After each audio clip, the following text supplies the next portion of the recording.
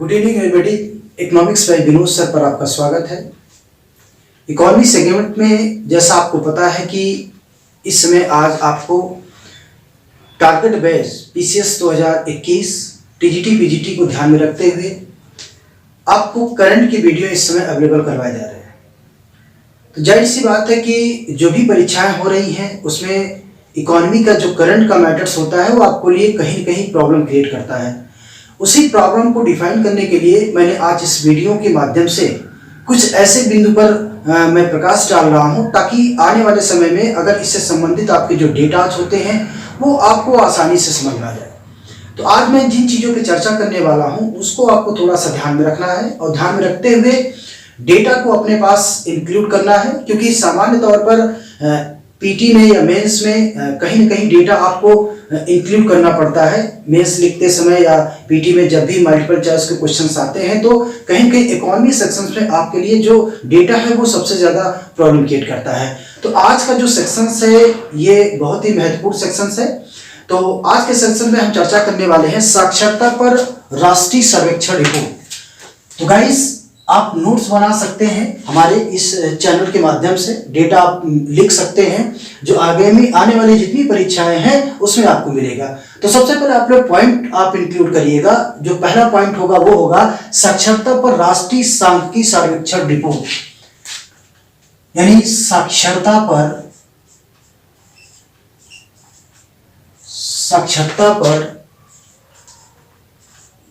राष्ट्रीय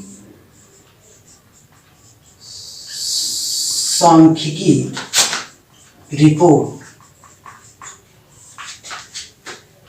2020। गाइस देखिए, साक्षरता, सबसे पहले हम बात करेंगे साक्षरता का अर्थ क्या होता है। जैसा कि आप लोगों को पता है कि साक्षरता का बहुत सिंपल सा अर्थ होता है साक्षर होना। अब साक्षर होने का मतलब है कि पढ़ा लिखा होना, यानी यदि कोई व्यक्ति पढ़ सकता है, लिख सकता है, हस्ताक्षर कर सकता है, हिसाब किताब कर सकता है तो उसे हम साक्षर कहते हैं। और साक्षरता के संदर्भ में यह देखा जाता है कि ग्रामीण क्षेत्र में और शहरी क्षेत्र में इसका जो आंकड़ा मिलता है वो बिल्कुल अलग मिलता है। अब बेसिक तौर पर अगर हम देखें तो अलग अलग देशों में साक्षरता के संदर्भ में अलग अलग मानक तय किए गए हैं। भारत में मैंने आपसे कहा कि अगर कोई व्यक्ति पढ़ सकता है, लिख सकता है, हिसाब किताब कर सकता है तो उसे हम साक्षर मानते हैं। यानी कि 7 वर्ष से ऊपर जो भी बच्चे हैं अगर पढ़ सकते हैं, लिख सकते हैं, हिसाब कर सकते हैं तो हम उन्हें साक्षर कहेंगे। अब साक्षरता के संदर्भ में अगर देखें तो भारत में आजादी के बाद लगभग 12% हमारे देश की साक्षरता थी। तो इसका मतलब ये था कि ग्रामीण और शहरी क्षेत्र में साक्षरता की दर अलग अलग थी। अब अगर हम इन चीजों को डिफाइन करें कि साक्षरता की दर कैसे निकालते हैं, यानी अगर थोड़ा सा आप लोग ध्यान दीजिए कि साक्षरता की दर ये महत्वपूर्ण चीज है। साक्षरता की दर को कैसे निकालते हैं, जैसे आप लोग कभी कभी सुनते हैं कि कहा जाता है कि भारत की साक्षरता इतनी है, इस राज्य की साक्षरता इतनी है, तो आखिर उस साक्षरता की दर को निकालते कैसे हैं। उसको निकालने के लिए जो आपके देश या राज्य की कुल जनसंख्या है उसमें कितने शिक्षित लोग हैं, यानी कितने शिक्षित साक्षर हैं, उनका अगर हम अनुपात निकालते हैं तो उन्हें हम साक्षर कहते हैं। तो अगर हम साक्षरता दर निकालें तो अगर इसे हम कहें कि शिक्षित साक्षर, ध्यान रखिएगा, शिक्षित साक्षर अपान यानी अनुपात कर सकते हैं कुल जनसंख्या मल्टीप्लाई 100। अगर इसका हम औसत निकालें तो आपको अनुपात क्या मिलेगा, आपको अनुपात पता चलेगा कि 100 लोगों में कितने ऐसे लोग हैं जो साक्षर हैं। इससे आपको साक्षरता दर पता चल जाएगी। और मैंने कहा कि भारत में ही नहीं बल्कि अलग अलग देशों में साक्षरता दर के मान को तय करने के लिए अलग अलग अनुपात बनाए गए हैं। अब भारत के संदर्भ में आजादी के समय भारत की साक्षरता 12 से 18% के बीच थी। आज अगर देखा जाए तो जो रिपोर्ट आई, यानी जो रिपोर्ट अभी जो आई, ये रिपोर्ट आपका ध्यान रखिएगा, ये जुलाई 2017 से जून 2018 तक के लिए भारत में NSSO और आपकी संस्था थी CSO। यानी NSSO के माध्यम से आपको साक्षरता सर्वेक्षण रिपोर्ट आपको 75 यानी 75वें चरण की रिपोर्ट आपको दी गई और ये रिपोर्ट आपको 7 सितंबर, ध्यान रखिएगा, ये रिपोर्ट आपको 7 सितंबर 2020 को दिया गया। यानी रिपोर्ट आई 7 सितंबर 2020 को। अब इस रिपोर्ट में ये पता चला कि किस राज्य की साक्षरता सबसे ज्यादा है या किस राज्य की साक्षरता सबसे कम है। लेकिन इसमें जो रिपोर्ट आई, उस रिपोर्ट में ध्यान रखिएगा, उस रिपोर्ट में एक तो शिक्षित भारत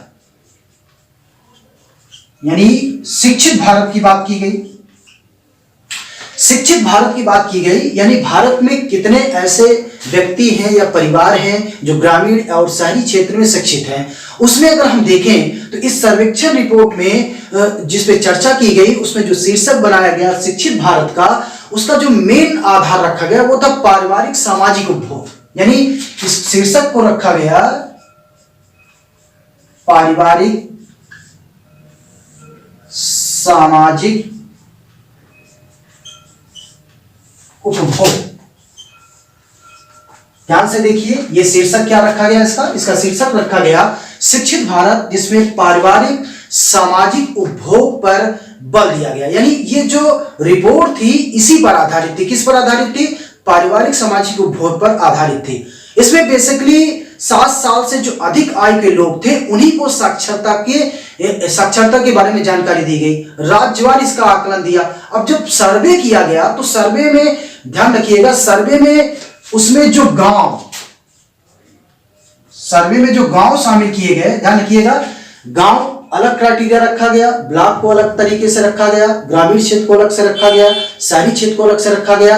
यानी कि भारत में लगभग 8097 गांव, उसमें जो आपके ब्लॉक थे, मैंने आपसे कहा गांव को सम्मिलित किया गया, और जो ब्लॉक थे, ब्लॉक यानी कि 6188 ब्लॉक, और इसमें इन ब्लॉकों और ग्रामीण क्षेत्र में, यानी कि ग्रामीण क्षेत्र में, अब ग्रामीण भारत में अगर देखा जाए, जैसा आपको पता है कि 70% से ज्यादा जनसंख्या ग्रामीण क्षेत्र में रहती है, तो यहां पर जो ग्रामीण क्षेत्र की बात की गई वो 65,138 ग्राम, और शहरी क्षेत्र की अगर बात की जाए, यानी शहरी क्षेत्र में, तो शहरी क्षेत्र में लगभग 65,000 के आसपास था। 65,000 गांव शहरी, 65,000 के लगभग शहरी क्षेत्रों में लोगों को साक्षरता के संदर्भ में यहां पर ये आंकड़ा लिया गया। और आंकड़े को हम अगर देखा जाए तो आंकड़े को आधार बनाते हुए, यानी कि अगर हम देखें तो भारत में जो सबसे अधिक साक्षरता थी, यानी कि जो सबसे अधिक साक्षर आपका राज्य आया, वो पहला राज्य आपका है कितना? केरल। यानी केरल को अगर हम देखें तो केरल में लगभग 96.2% लोग साक्षर हैं। तो इसका मतलब यह है कि अगर हम थोड़ा सा डेटा वैश्विक स्तर का निकालें तो वैश्विक स्तर आप जानते हैं कि लगभग वैश्विक स्तर की जो औसत साक्षरता है, वैश्विक स्तर की, ध्यान रखिएगा, वैश्विक स्तर की जो साक्षरता है वो 85% है। तो इसका मतलब है केरल की साक्षरता वैश्विक स्तर से ज्यादा है। और यह भी आपको पता होना चाहिए कि आजादी के बाद भारत में जब शिक्षा का अधिकार कानून लागू किया गया, यानी आर्टिकल 45 के अंतर्गत कुछ ऐसे प्रावधान किए गए जिसमें 7 से 14 वर्ष के बालकों के लिए निःशुल्क शिक्षा देने का प्रावधान भी किया गया। और इस शिक्षा के अधिकार के कानून के बाद अगर आपने देखा होगा, भारत में केरल में, तमिलनाडु में, मिजोरम में, या इसके अलावा उत्तर प्रदेश और बिहार में भी शिक्षा की दर बहुत तेजी से बढ़ी। तो आज के सेक्शंस में हम केरल यानी कि राष्ट्रीय साक्षरता की बात कर रहे हैं, जो कि रिपोर्ट मैंने आपसे बताया कि ये तो एनएसओ की रिपोर्ट थी, लेकिन ध्यान रखिएगा ये रिपोर्ट वास्तव में जो आया, ये रिपोर्ट दिया गया एनएसओ का। एनएसओ की रिपोर्ट आई थी, यानी नेशनल स्टैटिस्टिक्स ऑफिस, जो कि जून 2019 में एनएसओ और सीएसओ को मिलाकर एनएसओ बना दिया गया। इसी के द्वारा ये आंकड़े आपके दिए गए हैं। और इन आंकड़ों में मैंने आपसे बताया कि केरल को स्थान कौन सा दिया गया है, केरल को स्थान दिया गया है पहला, यानी 96.2% के हिसाब से केरल आज भारत का सबसे क्या है, शिक्षित राज्य है।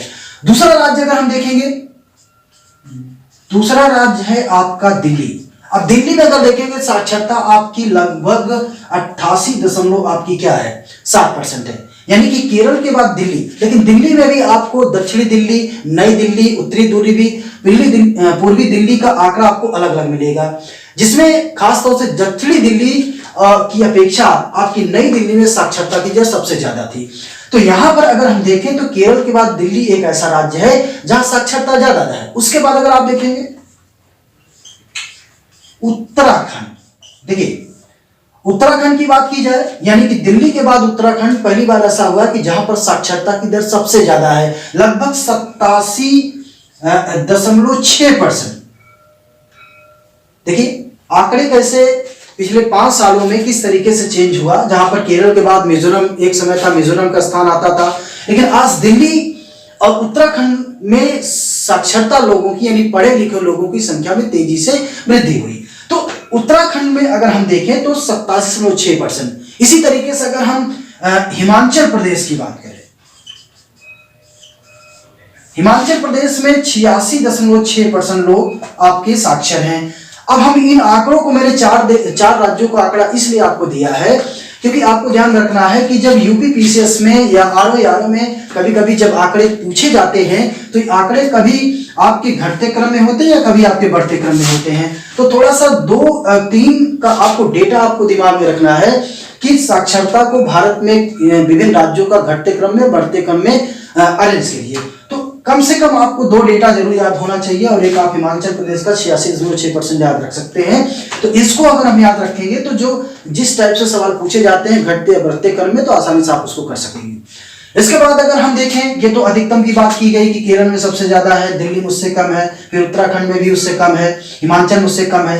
लेकिन और जो आंकड़े अभी आपको दिखाई देंगे साक्षरता के मामले में, अब अगर हम देखें तो साक्षरता की मामले में सबसे निचला जो स्थान मिला है वो आंध्र प्रदेश को मिला है, जबकि पिछले कुछ सालों से छत्तीसगढ़, झारखंड, बिहार में ऐसा मेंशन किया जाता था, लेकिन आज पहली बार ऐसा हो रहा है कि साक्षरता के मामले में आंध्र प्रदेश को नीचे से पहला स्थान दिया गया है, और इनको जो मिला है वो 66 कितना मिला है 4%, कितना 66.4%। इसके बाद अगर हम राजस्थान की बात करें, ध्यान रखिएगा, राजस्थान की बात करेंगे तो राजस्थान में 69.7% के आसपास लोग साक्षर हैं। ठीक इसी तरीके से अगर हम और राज्यों का निकालें, जिसमें तेलंगाना का, अब तेलंगाना में पहली बार ऐसा हो रहा है कि इसने बिहार को, छत्तीसगढ़ को पीछे, मतलब पीछे का मतलब यह है कि उत्तर प्रदेश और बिहार से ये नीचे आ गया है। मतलब यहां पर उत्तर प्रदेश, बिहार से तेलंगाना की साक्षरता कम हो गई, और अगर उसको हम निकालें तो लगभग 72.8% लोग साक्षर माने गए। लेकिन अगर हम बिहार को देखें तो बिहार में साक्षरता की दर पिछले कुछ सालों में बहुत तेजी से बढ़ी हुई है। आज अगर हम देखें तो बिहार में 70.9% लोग साक्षर हैं। इसका मतलब 100 लोगों में 70 लोग अब बिहार में साक्षर थे। लेकिन एक ऐसी स्थिति थी कि पिछले 5 से 10 साल पहले बिहार में साक्षरता की दर छत्तीसगढ़ में, झारखंड में बहुत कम थी। आज अगर हम यूपी का निकालें, जो कि आने वाला सवाल है, यूपी की जो साक्षरता है वो लगभग 73% है। तो ये जो आंकड़े 73% आपको दिखाई दे रहे हैं, ठीक इसी तरीके से आपके एमपी के जो आंकड़े हैं, यूपी से अगर देखा जाए तो एमपी में साक्षरता ज्यादा है, लगभग 73.7% के आसपास है।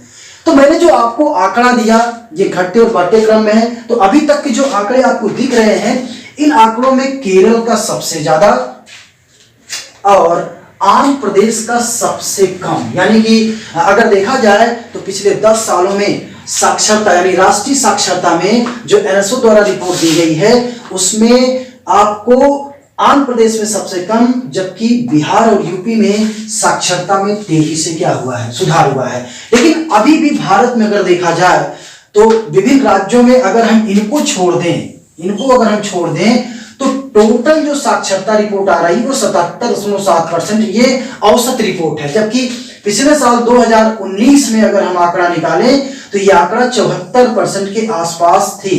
तो आज हम देख रहे हैं 77.7% शिक्षा भारत की शिक्षा औसत शिक्षा है, लेकिन ध्यान रखिएगा अभी भी वैश्विक स्तर से ये 85% से क्या है, कम है। यानी कि शिक्षा और साक्षरता में आखिर भारत में क्यों तेजी से वृद्धि नहीं हुई, क्यों एक समान राज्यों में साक्षरता की दर दिखाई नहीं देती है। जैसा कि आपको जानते हैं कि आजादी के बाद भारत में स्कूल कॉलेज कम थे, स्कूल कॉलेज को विकसित करने के लिए भारत के पास संसाधन भी कम थे। इसके अलावा आज का सेक्शन देखें या पहले के हम सेक्शन में देखें, स्कूल कॉलेज में शौचालय की व्यवस्था ना हो पाने के कारण, तो कहीं कहीं देखा जाए स्कूल कॉलेज की कमी के कारण भी साक्षरता कम थी। लेकिन अगर हम देखें भारत में मॉडल शिक्षा की बात की जाए, नवोदय विद्यालय की बात की जाए, इसके अलावा स्कूल चलो अभियान की बात की जाए, सब शिक्षा अभियान की बात की जाए, भारत में शिक्षा के अधिकार कानून लागू करने के बाद देखा जाए तो भारत में साक्षरता की दर में तेजी से क्या हुआ, सुधार हुआ। तो गाइस जो मैंने आपको डेटा दिया है, इस डेटा को आप नोट कर सकते हैं और आने वाली जितनी भी परीक्षाएं हैं वहां पर किस तरीके से सवाल पूछा जा सकता है, इसको आप लोग ध्यान रख सकते हैं।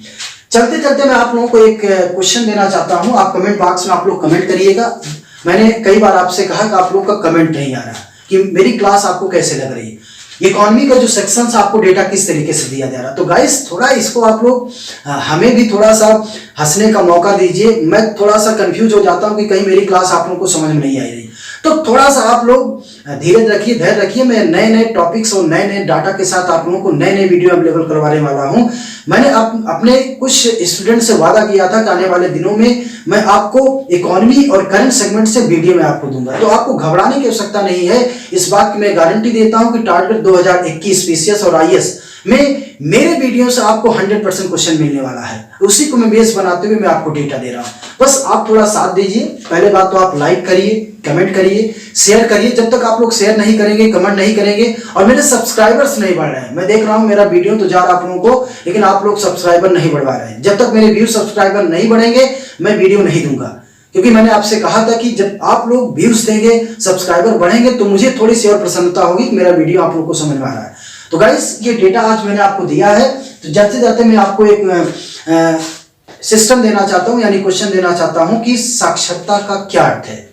ठीक है, साक्षरता का क्या अर्थ है इसको आप बताएंगे। दूसरी बात है साक्षरता दर का क्या अर्थ है, आप दोनों को कमेंट बॉक्स में दीजिएगा। यानी साक्षरता दर का क्या अर्थ है, यानी या साक्षरता दर का क्या अर्थ है। ठीक है, इसको आप कमेंट बॉक्स में कमेंट कीजिएगा। अभी तक के लिए इतना ही, नेक्स्ट वीडियो में नए डेटा के साथ हम हाजिर होंगे। अभी तक के लिए गुड बाय, नमस्ते and good night, thank you.